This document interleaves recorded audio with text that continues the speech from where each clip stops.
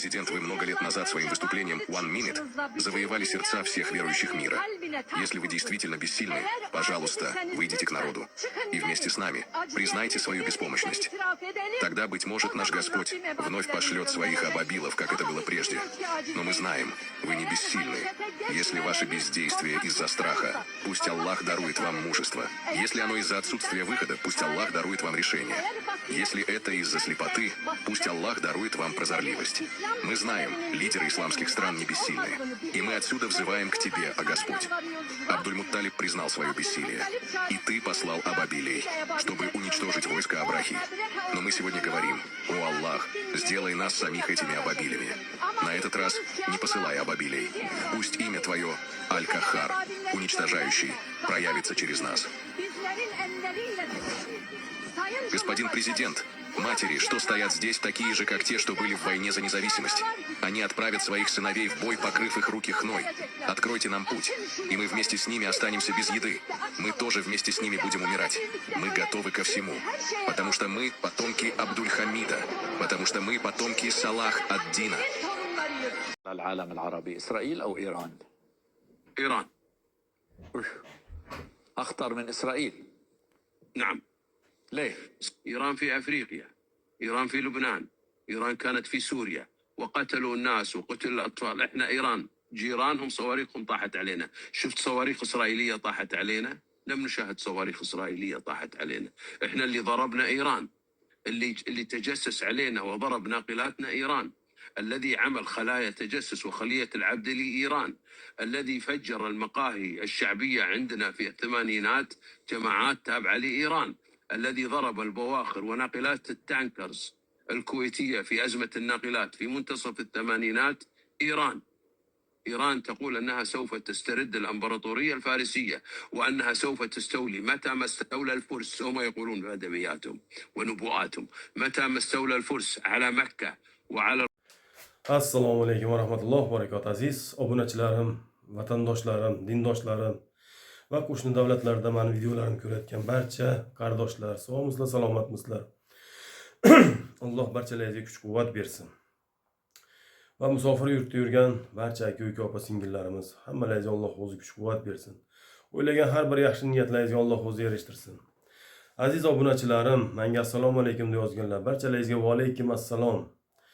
Kommentariyada fikrlarini bildirayotganlar, barchalaringizdan Alloh rozi bo'lsin. Hamisha sog' bo'linglar, hamisha salomat bo'linglar. Alloh barchamizga ikki dunyo saodatini bersin. Alloh iymonimizni mustahkam qilsin. Butun dunyo musulmon ahlini Alloh o'zi qo'llasin. Bu zulm o'tkazayotgan zolimlarga esa Alloh o'zi kifoya qilsin. Bu yerda hozir 3 xil video qo'ydim. 3 xil video. Bu yerda opa-singillarimiz, muslima opa-singillarimiz prezidentiga murojaat qilyapti. Yo'limizni ochib ber deyapti. Farzandlarimiz jo'nataylik deyapti. Yoki biz ham nima qilaylik? Aytdi, Falastin, G'azodiylar och bo'lsa, biz ham och bo'laylik deyapti.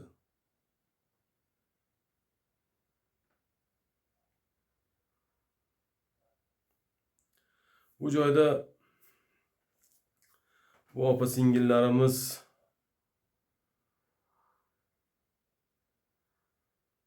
bularni nima deydi? G'ururi yo'l qo'ymayapti bular. Uyda o'tirgisi kelmayapti bular o'zi. Bular tomosha qilib turibdi. Endi erkaklar biz o'tiribmiz. Astag'firulloh, astag'firulloh. Shuning uchun urushga biz chiqamiz deyapti. Ya Robbil alamin. Bu yerda mana Eronda muslima opa-singillarimiz urushga tayyorgarlik ko'ryapti. Va bu 3-chi video bu. Arab davlatlaridan bitta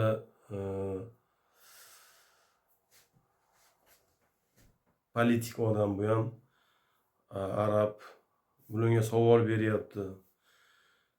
Kim ko'proq yomon, yovuz insonsa Eron deyapti. Isroil deyapti, yo Eron deyapti. Adashyapsan, Isroil desa yo Eron deyapti. Eron hamma joyda uryapti deyapti. Eron yomon deyapti. Eron bunaqa deyapti. Eron bunaqa deyapti. Mana astag'firulloh, ko'tini Isroilga sotganlar. Eronga ayb tutun gap. Mana shunaqa erkaklar ko'paygandan keyin Eronga ayb qo'yib, erkaklar ko'paygandan keyin opa singillarimiz, astag'firulloh, tavba qildim. Aslida bu videoda ko'rgan har bir erkak yig'lash kerak aslida. Chunki bu o'ta og'ir, erkak inson uchun o'ta og'ir bu. Opa singillarimiz Turkiyani mana musulmon opa singillarimiz nima deyapti? Biz Abdulhamidxon Salohiddinni avlodlari biz deyapti. Pazor deyapti. Shunday insonlarda avlodlari biz deyapti. Bizi yuragimiz baquvvat deyapti. Biz kuchlimiz hamisha deyapti. Chunki Alloh biz bilan deyapti.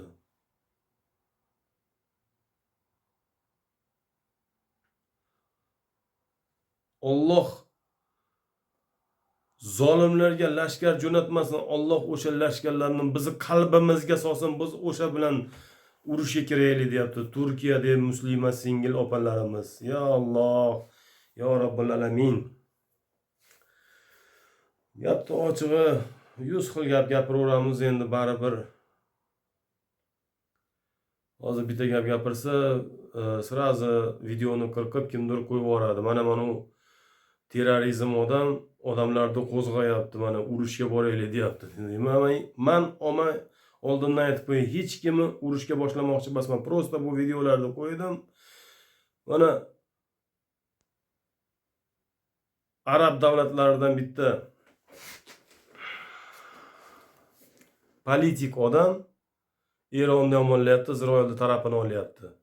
Erkaklar, musulmon erkaklar shuna bo'lgandan keyin opa singillarimiz urushga chiqmoqchi bo'lyapti. Ya Robbil alamin. Aziz obunachilarim, vatandoshlarim, dindoshlarim, barchalaringizga Alloh kuch-quvvat bersin. O'z fikrlaringizni kommentariyada qoldirasiz. Nima deb o'ylaysizlar bu videolarda? Alloh barchalaringizga kuch-quvvat bersin. Hamisha salomat bo'linglar. O'ylagan har bir yaxshi ishlaringizni Alloh bardavomli qilsin. Sog' bo'linglar, salomat bo'linglar. Assalomu alaykum.